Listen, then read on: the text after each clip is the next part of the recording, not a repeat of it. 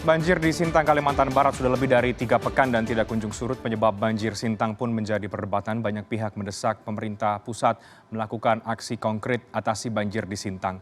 Presiden Joko Widodo menyebut banjir Sintang akibat kerusakan daerah aliran sungai berpuluh-puluh tahun. Namun pernyataan Presiden dikritisi pemerhati lingkungan yang meminta Presiden jangan hanya retorika saja tanpa aksi nyata. Apa sebenarnya yang bisa dilakukan pemerintah pusat? Seberapa parah kerusakan daerah aliran sungai di Kalimantan, khususnya di Sintang, Kalimantan Barat? Saya akan diskusikan malam hari ini dengan dua narasumber. Ada Pak Saparis Sudaryanto, Direktur Perencanaan dan Evaluasi Pengendalian Daerah Aliran Sungai atau Pepdas KLHK.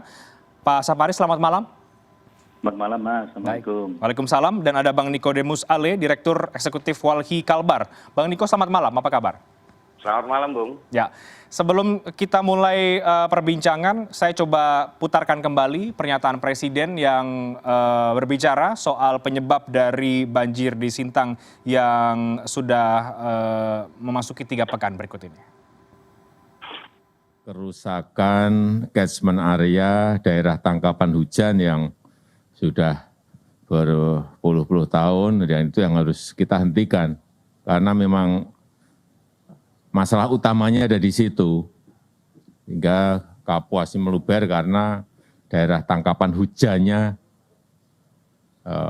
rusak. Itu yang ingin kita perbaiki. Nanti akan mulai mungkin tahun depan kita bangun nursery, persemaian, kemudian ada penghijauan kembali di daerah-daerah hulu, di daerah-daerah tangkapan hujan, di catchment area itu memang harus diperbaiki. Karena memang kerusakannya ada di situ. Dan yang kedua memang ada hujan yang lebih ekstrim dari biasanya. Saya ke Pak Saparis. Pak Saparis, data KLHK, sebetulnya seberapa parah kerusakan daerah aliran sungai yang tadi disampaikan juga oleh Presiden sudah berpuluh-puluh tahun katanya? Ya, terima kasih, Mas. Memang kita mengidentifikasi banjir ini dilihat dari daerah mana yang memberi kontribusi. Kemudian kita cek memang sudah ada daerah-daerah yang rusak. Dan memang kita sudah turun juga. Sejak tahun 2015 hingga 2020 itu sudah hampir 60.000 hektar kita rehabilitasi. Namun ini harus kita perhatikan bersama bahwa program ini akan survive, itu akan berhasil jika ada peran serta para pihak. Misalnya kita menanam itu juga harus ada pemeliharaan. Kita menanam kemudian ada masyarakat, mohon maaf, pihak manapun yang kemudian mencabut dan mengganti dengan yang lain, ya jadi nggak berhasil. Ini sebenarnya sudah kita lakukan melalui berbagai upaya, termasuk prakondisi masyarakat, kegiatan penanaman tadi kita lakukan. Gitu, Mas. Oke, 2015 sampai 2020 bisa dispesifikan lagi, Pak Saparis, apa kemudian sudah dilakukan oleh KLHK paling tidak? Oke, jadi tadi saya sampaikan ada 60.000 hektar sudah kita rehabilitasi. Kemudian kita dalam rangka mencegah banjir ini, mengatasi lahan rusak tadi adalah juga dikombinasikan dengan upaya-upaya konservasi tanah dan air. Jadi kita juga ada intervensi sekitar 500-an unit bangunan konservasi tanah dan air berupa kali plak, kemudian dam penahan. Itu sifatnya untuk sediment trapping agar kapasitas sungai terjaga. Karena kalau ada sumber sedimen cukup banyak, kemudian mengendap, berarti kan kapasitas sungai berkurang juga. Nah ini yang sudah. Jadi kita kombinasi, Mas, antara revegetasi dengan sipil teknis di bagian hulu. Oke, kalau kemudian sudah ada upaya-upaya yang dilakukan KLHK ya, termasuk rehabilitasi dan lain sebagainya tadi itu, bahwa sekarang faktanya banjir di Sintang belum juga surut, bahkan sudah 3 pekan, artinya upaya itu bagaimana evaluasinya, Pak Saparis? Apakah memang belum maksimal atau seperti apa? Jadi begini, kemampuan lahan dalam transformasi hujan menjadi aliran itu juga terbatas. Tadi disampaikan juga bahwa hujannya cukup ekstrim seperti itu. Sehingga jika memang kemampuan infiltrasinya terlampaui, ya akan menjadi banjir seperti itu. Dan kita juga harus paham, Mas, kalau kita melihat konfigurasi topografisnya di daerah-daerah terdampak banjir tadi, dia juga semacam floodplain atau dataran banjir sebenarnya. Itu bisa kita cek. Ini amat sangat ilmiah, bisa kita cek sama-sama. Kita lihat dari Demnas namanya, itu kita lihat konfigurasi topografinya, kita ketahuan daerah-daerah banjir itu juga daerah-daerah dataran banjir. Dan kalau kita lihat posisinya secara spasial, dia ternyata juga mohon maaf, di back swamp atau rawa belakang. Itu sebetulnya juga daerah-daerah yang tidak boleh dihuni. Tapi jika dihuni, ya perlu ada dikedepankan juga skema-skema adaptasi, walaupun juga upaya-upaya mitigasi tetap juga kita dorong dan kita kedepankan. Oke, baik Bang Niko, tadi sudah ada paparan dari Pak Saparis ya terkait dengan upaya yang sudah dilakukan dan penjelasan kondisi yang ada di Sintang. Tapi kalau kita melihat apa yang disampaikan Presiden kemarin soal ini adalah kerusakan berpuluh-puluh tahun, saya ingin dengar apa pendapat dan juga tanggapan Walhi dari Kalbar merespon apa yang disampaikan oleh Presiden Joko Widodo. Oke, terima kasih.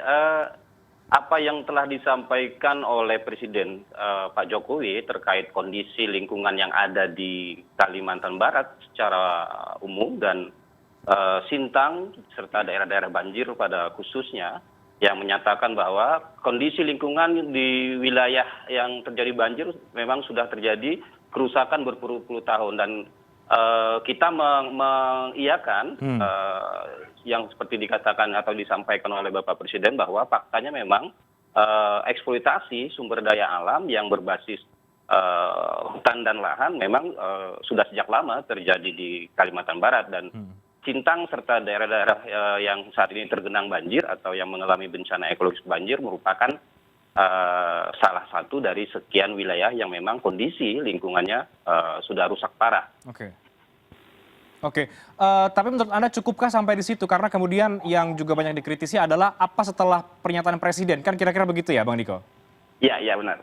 Nah, sebenarnya kita berharap negara, karena negara sudah mengetahui kondisi lingkungan dan menyebab terjadinya banjir, kita tidak mau negara hanya bisa berstatement saja, tapi dalam hal ini negara harus mampu memberikan upaya-upaya konkret dalam melakukan perbaikan-perbaikan, melakukan pemulihan-pemulihan terkait kondisi lingkungan yang ada di Kalimantan Barat sendiri yang sudah Presiden juga tahu bahwa kondisinya sudah mengalami rusak parah dan ini sudah terjadi puluhan-puluhan tahun, dan ini saatnya oleh negara melakukan pemulihan yang harus segera dilakukan, karena ini akan berdampak untuk beberapa tahun ke depan dalam mengantisipasi bahkan untuk meminimalisir terjadinya bencana ekologis banjir akan terulang lagi di Kalimantan Barat. Oke, misalnya apa yang menurut Anda negara harus segera lakukan? Apakah reboisasi-kah seperti disampaikan Presiden, atau kemudian ada banyak hal yang lebih dari sekedar reboisasi? Oke, reboisasi mungkin iya salah satu cara untuk memperbaiki atau melakukan pemulihan. Tapi akar persoalannya itu bukan di konteks hanya melakukan penghijauan dengan program reboisasi. Kalau kita mau telusuri lebih jauh soal kondisi atau peristiwa banjir yang ada di Sintang dan Kalimantan Barat secara keseluruhan, ini kan memang akar persoalannya ini kan sebenarnya kesalahan dalam penyalahgunaan tata ruang ya, ruang yang sudah dibuat oleh pemerintah daerah baik kabupaten maupun provinsi dalam mengimplementasikan pengelolaan tata ruangnya. Ada kesalahan di situ. Dan bencana banjir ini dia bukan berdiri sendiri karena ketika datang hujan terus banjir dan segala macam. Jadi tidak sesederhana itu yang harus dilihat. Tapi harus dilihat akar persoalannya. Nah, tadi kan disampaikan dan Pak Jokowi juga mengetahui bahwa kondisi lingkungan rusak parah ini kan pasti ada penyebabnya. Kenapa kondisi lingkungan ini bisa terjadi rusak parah? Artinya ada faktor-faktor yang menyebabkan kerusakan itu terjadi. Nah, faktor-faktor itulah yang sebenarnya harus segera diselesaikan, karena itu kita anggap kacamata Walhi melihat ini sebagai akar persoalan dari bencana ekologis yang terjadi saat ini.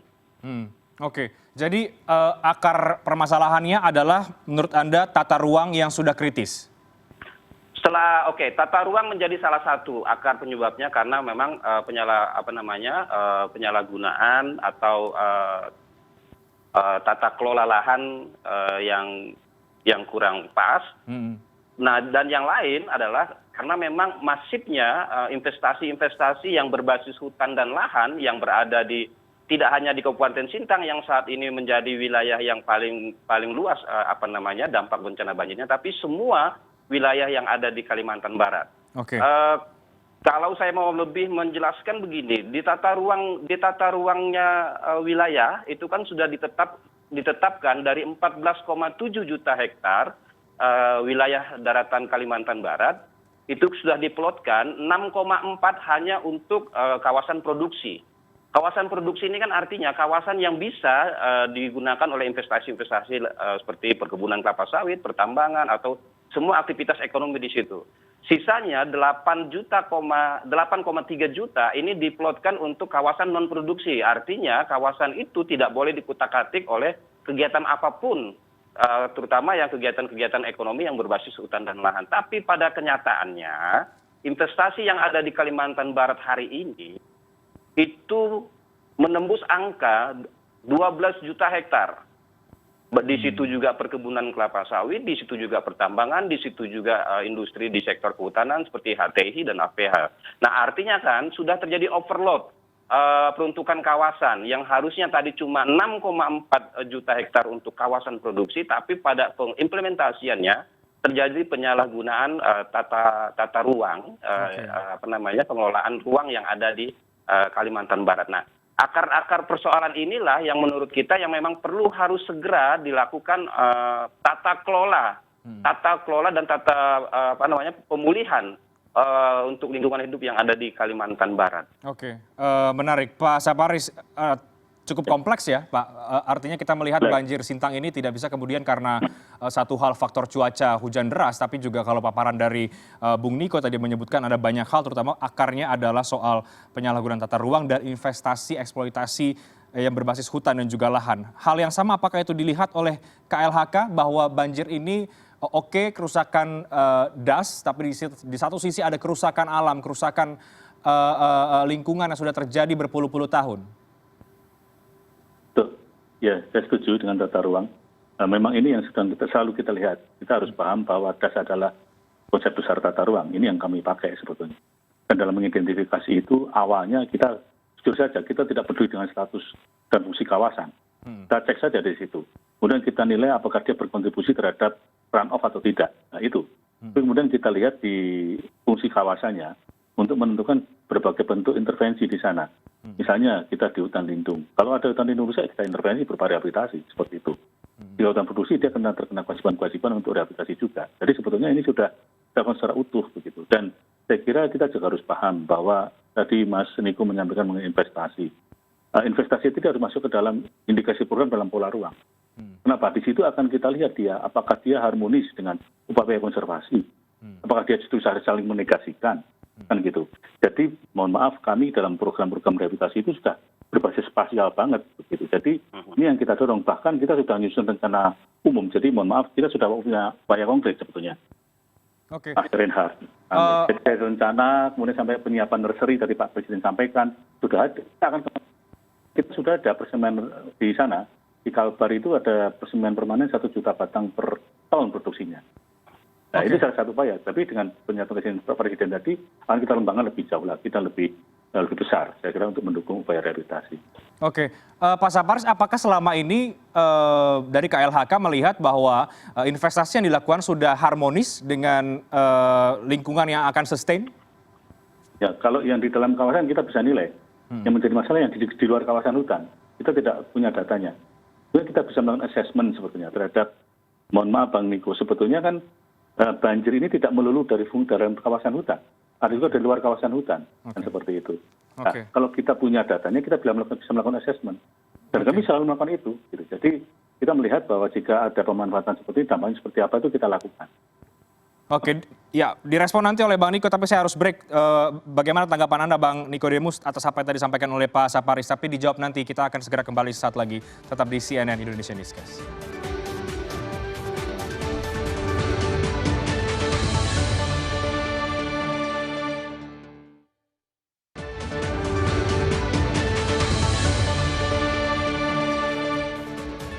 Anda kembali di Newscast, saya akan langsung ke Bang Niko. Silakan Bang Niko menanggapi apa yang tadi disampaikan oleh Pak Saparis.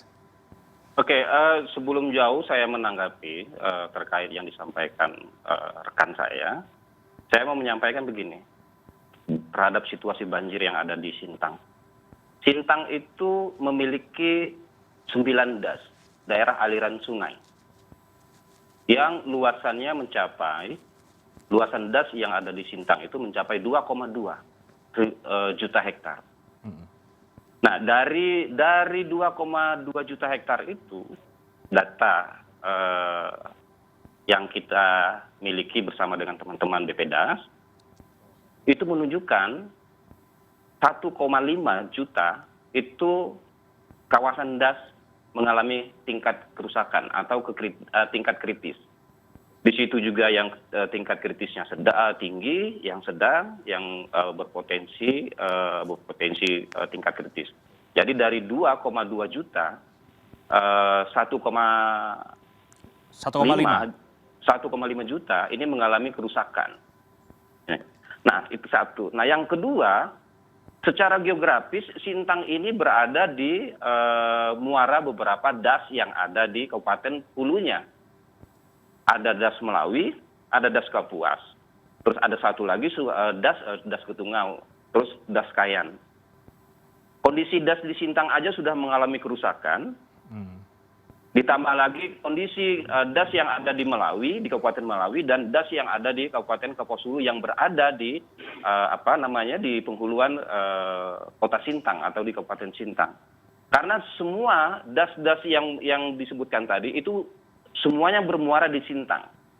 Nah, angka menunjukkan kalau das di das Melawi, luasan das Melawi itu 868.000 sekian hektar, yang mengalami kerusakan 700-an ribu hektar.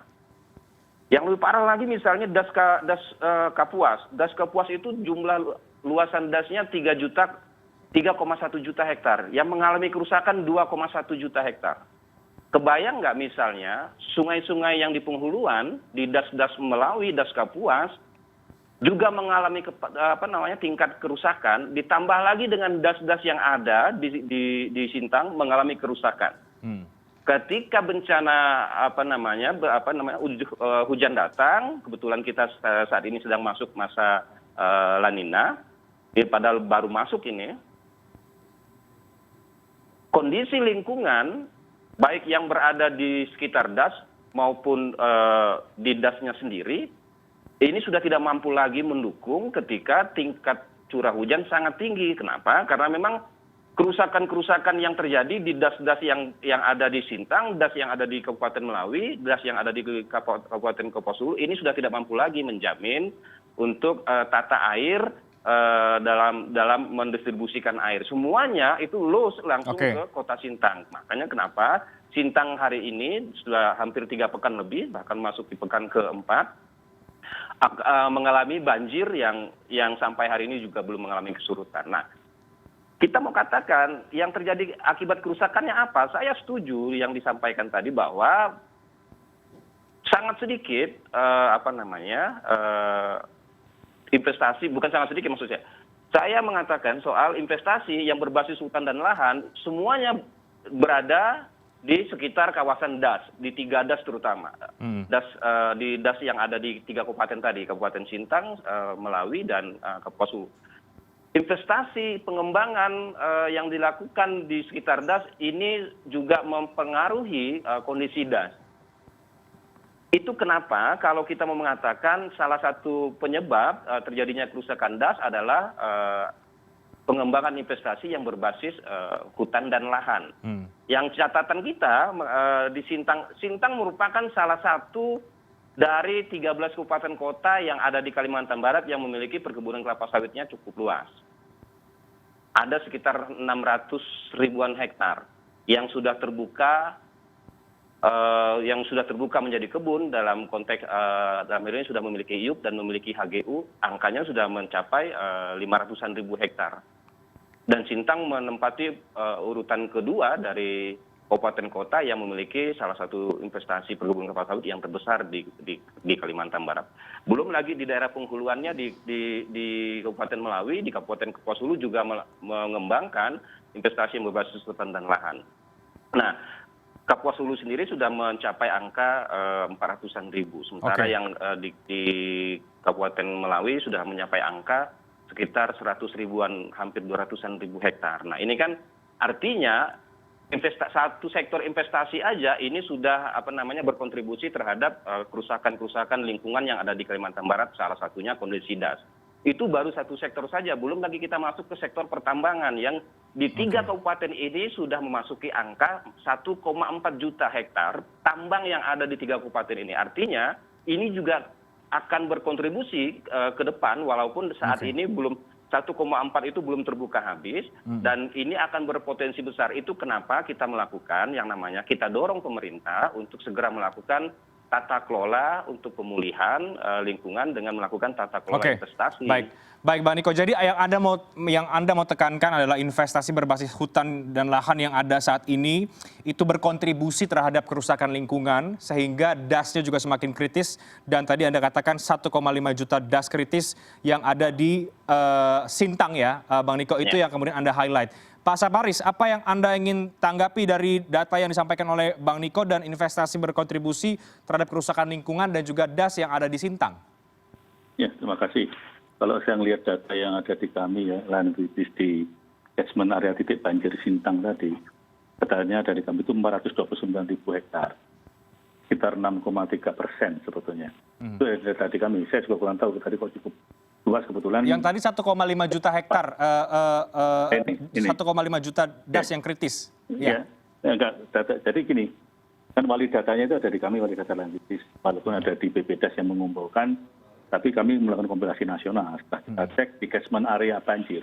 Jadi begini Mas, kalau Mas Reinhardt, jadi kalau kita mengidentifikasi banjir, titik banjir itu ada di mana? Kemudian kita delineasi catchment areanya. Tidak bisa kita melakukan ekstrapolasi seluruh das Kapuas, begitu nggak bisa. Jadi kita harus melihatnya di catchment area. Kenapa? Karena hitung-hitungan hidrologi kan seperti itu. Orang PU begitu, orang kehutanan juga seperti itu, sama. Nah, setelah kita identifikasi ternyata 429.000 hektar. Dan di situ sekitar 6,3%. Nah, ini sudah menjadi target rehabilitasi kita sebetulnya. Dan kita sudah melakukan sejak 2015 tadi saya sampaikan. Bahkan ke depan pun kita sudah punya rencana untuk merehabilitasi yang rusak-rusak tadi. Termasuk penyediaan pembangunan peningkatan nursery yang sudah kita miliki. Jadi statement Bapak Presiden tadi adalah bagaimana kita mengembangkan lagi nursery yang ada. Jadi itu sudah kita mulai dan sudah kita identifikasi. Kita cek dari kita satu juga ada, kita kuantifikasi juga sudah kita lakukan. Jadi seperti itu. Oke, baik. Jadi ada perbedaan di luar perbedaan data ya. Tapi begini Pak Saparis, artinya melihat situasi yang sekarang, apa yang kemudian akan dilakukan itu yang menjadi pertanyaan besar. Apa aksi konkret yang akan dilakukan oleh pemerintah pusat di semua kementerian termasuk KLHK untuk bisa memperbaiki situasi yang ada saat ini? Karena yang disoroti oleh mungkin Bang Niko dan kawan-kawan adalah bagaimana pemerintah mau melakukan penghijauan sementara daerahnya sudah diberikan izin usaha perkebunan, tambang dan lain sebagainya. Oke. Kalau upaya konkret tadi sudah disampaikan ya, kita sudah upaya rehabilitasi dan reboisasi. Dan kita juga tidak berhenti di situ sebenarnya. Kita juga mendorong peran para pihak. Misalnya kita sudah ada MOU antara Dijen kami dengan Dijen Tata Ruang. Bagaimana kita menggunakan tata ruang berbasis pengurangan risiko bencana. Termasuk juga bagaimana kita menjaga program-program kita itu dikawal oleh banyak pihak. Jadi program kami, rehabilitasi tadi, berbasis peta sudah ada. Kita dorong ke dalam tata ruang agar apa? Agar bisa dipahami oleh multi pihak. Kemudian bisa dioverlaykan dengan sektor lain. Artinya tidak ada saling menegasikan. Itu saling mendukung. Dengan demikian apa? Terjadi harmonisasi program antar sektor. Itu yang sudah kita dorong.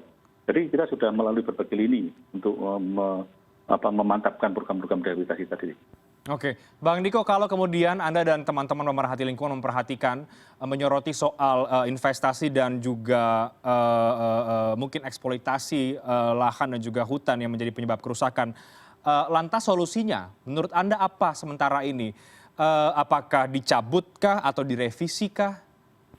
Oke, saya mau menyampaikan kalau terkait kondisi hutan sementara. Hutan saat ini di Sintang sendiri dari tahun 2001 sampai dengan tahun 2020 di Kabupaten Sintang sendiri mengalami 516.000 hektar ini tutupan pohon hilang dalam rentang 10 tahun terakhir. Jadi dari tahun 2001 sampai 2020 kita melihat bahwa ada sekitar 516.000 hektar tutupan pohon yang hilang di Kabupaten Sintang rentang 10 tahun. Nah, salah satu dari sekian banyak penyebabnya, lagi-lagi kita mau menyampaikan bahwa investasi berkontribusi terhadap kondisi lingkungan itu. Oke. Nah, pertanyaannya, apa yang harus segera dilakukan pemerintah pasca bencana ekologis banjir yang ada di Sintang? Yang pertama pastilah memulihkan infrastruktur yang ada terkait akibat dari bencana. Tapi tidak selesai sampai di situ, seperti yang sudah saya sampaikan di awal, bahwa akar persoalannya memang harus segera dilakukan penata ulangan soal tata ruang. Tata ruang segera dilakukan revisi, karena memang di awal sudah disampaikan 6,4 untuk non produksi, tapi dalam faktanya melebihi kuota 6,4 juta hektar itu tadi. Itu satu. Kita juga melihat di Kabupaten Sintang dan beberapa kabupaten lainnya, bahkan di 13 kabupaten kota ini, investasi skala besar yang berbasis hutan dan lahan sangat masif.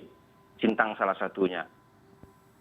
Kejadian bencana ekologis ini menjadikan kita semua, terutama pemerintah yang punya kewenangan untuk mengambil kebijakan, berkaca dari kejadian bencana ekologis ini harus segera melakukan yang namanya perbaikan tata kelola. Bukan dicabut semua, artinya perbaikan tata kelola investasi, baik di situ tambang, HTI, HPH, bahkan sawit misalnya, itu harus dilakukan tata kelola. Apa yang harus ditata? Ya, dalam konteks ini adalah perizinannya. Jadi revisi perizinan investasi yang ada di Kabupaten Sintang dan semua kabupaten yang ada di Kalimantan Barat, karena memang berpotensi banjir untuk itu. Baik. Nah, apa yang direvisi? Saya ngambil satu contoh aja misalnya. Misalnya ada perusahaan A yang mendapatkan konsesi katakan 10.000 hektar seperti itu. Ketika dilakukan pemeriksaan atau audit katakan begitu, dari 10.000 hektar itu taruh misalnya cuma 1.000 hektar yang masuk di dalam kawasan hutan. Nah, yang 1.000 hektarnya itulah yang harus direvisi. Kalau yang 9.000-nya berada di APL. Tapi kalau 1.000-nya berada di kawasan hutan, itu yang harus segera Nah, yang lain segera dilakukan revisi adalah dilakukan tata kelola adalah kebijakan penanaman kebun yang sampai masuk ke bibir sungai. Kalau sepanjang sungai Das Kapuas, Das Ketungau, Das Kayan, Das Melawi, kalau kita punya kesempatan untuk menelusuri itu, kita bisa melihat yang seharusnya bibir sungai, badan sungai yang jaraknya 50 meter, 100 meter, bahkan 500 meter dari badan sungai yang tidak seharusnya dibuka untuk perkebunan, tapi kita bisa lihat di beberapa titik kebun-kebun sawit itu sampai pada bibir-bibir sungai. Nah, ini yang maksud saya yang harus segera dilakukan revisi terlepas dari prosedur yang lain. Baik. Pak Samaris, perlukah kemudian pemerintah atau mungkin KLHK juga melihat kembali perbaikan tata kelola investasi, revisi perizinan atas investasi yang sudah diberikan menurut Anda? Ya, betul Mas. Sebetulnya kami kan selalu melakukan evaluasi kebijakan begitu. Jadi ini selalu kita lakukan dalam konteks untuk perbaikan ke depan. Kenapa? Karena situasi di lapangan amat sangat dinamis, itu pasti itu. Dan kita berusaha antisipasi dan menyesuaikan. Kemudian keduanya saya juga setuju tadi disampaikan mengenai penata ulangan mengenai tata ruang tadi. Ini juga terkait dengan tadi pemanfaatan lahan di sempadan sungai. Seharusnya kan dia sebagai kawasan lindung dia, tapi kan buktinya juga tidak banyak ada intervensi di sana. Ini juga salah satu upaya kita untuk melakukan penata ulangan tata ruang tadi. Dan itu saya kira sudah menjadi program bersama. Dan kita selalu melakukan itu. Terima kasih. Oke, baik. Terakhir ke Bang Nikodemus. Bang Niko, yang kemudian didesak oleh banyak pihak adalah pemerintah pusat, Presiden Joko Widodo untuk menunjukkan aksi nyata dan konkret melihat situasi di Sintang. Dengan begitu menurut Anda apakah perlu Presiden datang ke Sintang? Karena Presiden sudah berstatement dengan mengatakan kondisi lingkungan di Sintang sudah cukup parah dan terjadi puluhan tahun. Kita mengundang Presiden untuk segera meninjau lokasi dan segera melakukan tindakan-tindakan konkret. Karena apa? Karena tindakan-tindakan itu tidak hanya terjadi di level daerah saja, di kabupaten atau provinsi. Tapi kalau bicara soal revisi perizinan, itu ada juga yang levelnya sampai di tingkat pusat. Karena memang pertambangan, HTI, dan HPH itu pemberian izinnya itu di level nasional, bukan di level daerah. Jadi artinya mulai dari pemerintah daerah, kabupaten, provinsi, dan nasional ini melakukan tindakan sinergi untuk melakukan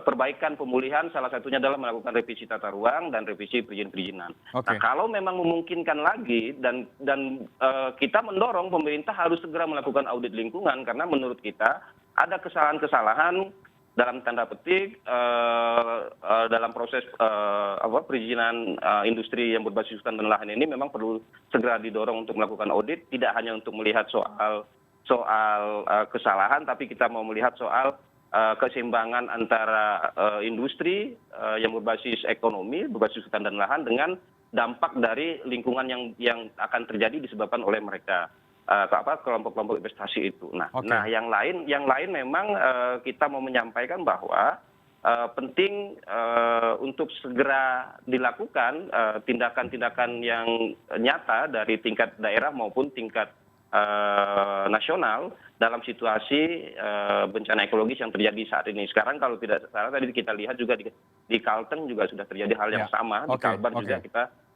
mengalami hal yang serupa, bahkan duluan Kalbar dibanding Kalteng. Artinya apa? Seluruh lingkungan yang ada di Kalimantan Barat dan Kalimantan secara keseluruhannya menunjukkan daya dukung dan daya tampung lingkungan yang ada di Pulau Borneo ini, Pulau Kalimantan ini, sudah tidak mampu lagi untuk menjamin keselamatan masyarakat yang hidup di Kalimantan Barat dan Kalimantan secara keseluruhannya. Baik, jadi Anda melihat penting Presiden datang ke Sintang, tidak cukup hanya Menteri PUPR? Betul. Oke, kita akan tunggu apakah kemudian Presiden akan datang melihat Sintang seperti yang tadi diundang oleh Bang Nikodemus, mengundang Presiden meninjau untuk Sintang, dan mudah-mudahan kita berharap semua upaya dilakukan oleh pemerintah dan semua pihak agar masyarakat di Sintang bisa beraktivitas normal kembali di seluruh Kalimantan dan dilihat kembali apa yang kemudian menjadi akar permasalahan. Terima kasih banyak Pak Saparis Sudaryanto, Direktur Perencanaan dan Evaluasi Pengendalian Daerah Aliran Sungai KLHK, Bang Nikodemus Ale, Direktur Eksekutif Walhi Kalbar. Terima kasih, selamat malam, sehat selalu. Terima kasih, Mas. Malam. Selamat malam.